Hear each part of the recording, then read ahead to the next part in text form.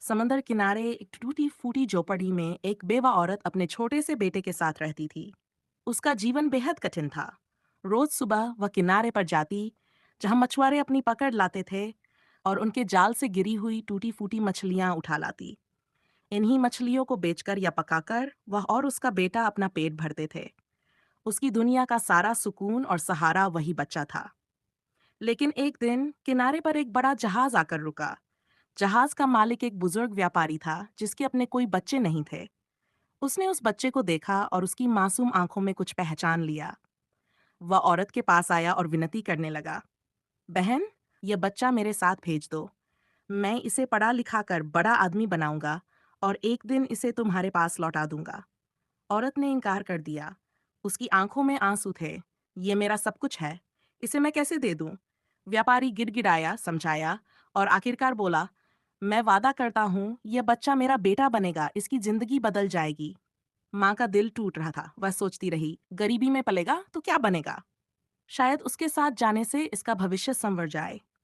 बहुत रोने और दुआ करने के बाद उसने अपने लाल को गले लगाया, चूमा और कांपते हाथों से व्यापारी को सौंप दिया।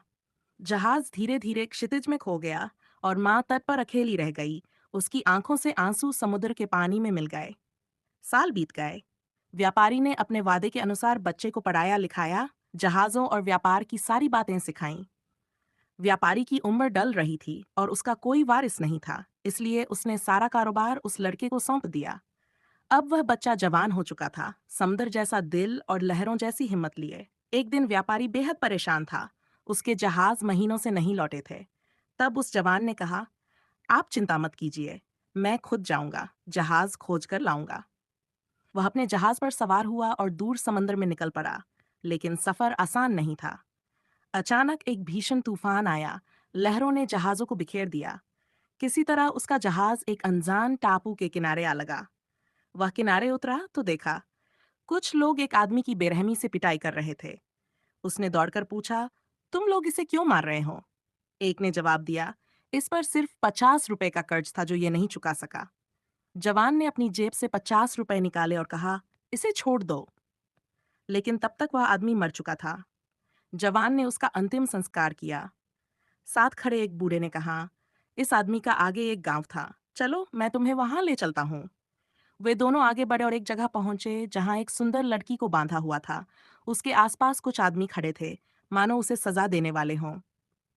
जवान के दिल में डर और सवाल उठने लगे। क्या ये लोग इसे मार देंगे? क्या इसे आग में झोंक देंगे? यहीं से उसकी किस्मत और उस लड़की की तकदीर दोनों बदलने वाली थीं। समंदर के उस किनारे पर खड़ा वह जवान लड़का, जिसकी आंखों में ममता और हिम्मत दोनों झलक रहे थे, उस बंधी हुई लड़की को देखकर अंदर तक कांप उठा। वह लड़की न तो अपने हालात को समझ पा रही थी, न ही अपने आसपास की दुनिया से।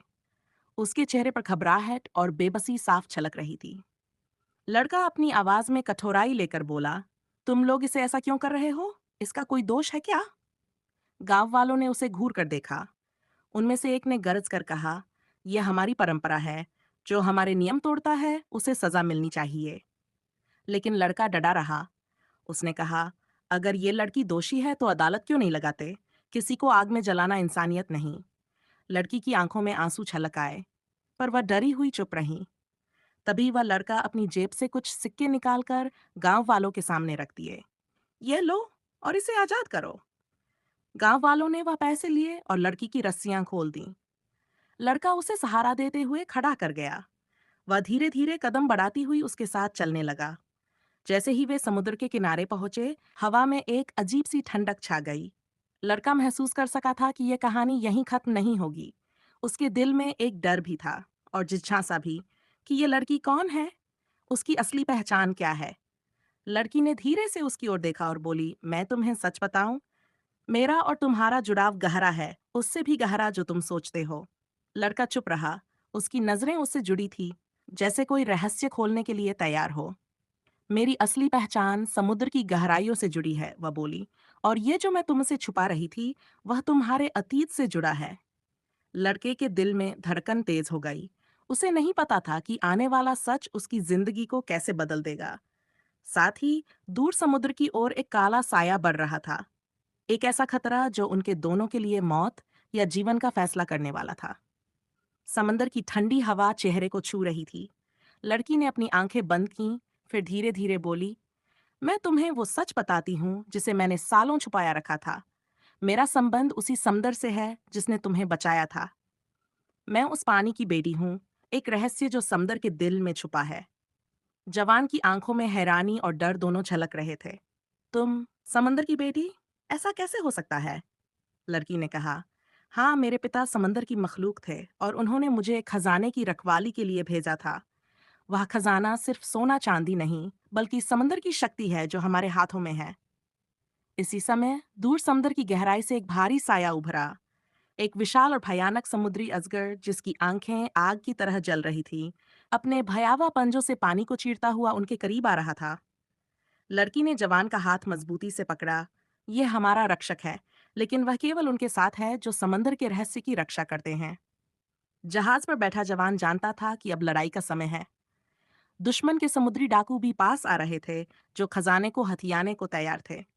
उन्होंने एक दूसरे को देखा और ठाना, चाहे कुछ भी हो, वे खजाने और अपनी जान बचाएंगे। एक भयंकर लड़ाई शुरू हुई। तलवारें चमकीं, पानी लहरों की तरह उछला और समंदर की गहराइयों से भी रहस्य सामने आए। जवान और लड़की ने पूरी ताकत से दुश्मनों का सामना किया, लेकिन अजगर उनके बीच था और उसकी आग सी जलती आंखें सब कुछ निगलने को तैयार थीं। आखिरी क्षणों में लड़की ने अपनी जान की कुर्बानी देकर उस अजगर को काबू किया और उसे समंदर की गहराई में वापस भेज दिया। जवान घायल था पर जिंदा था। वह वापस तट पर पहुंचा, जहां समंदर की लहरों ने उसकी दास्तान सुनाई। एक ऐसी कहानी जिसमें प्यार, बलिदान और समंदर की वह शक्ति थी जो कभी खत्म नहीं होगी।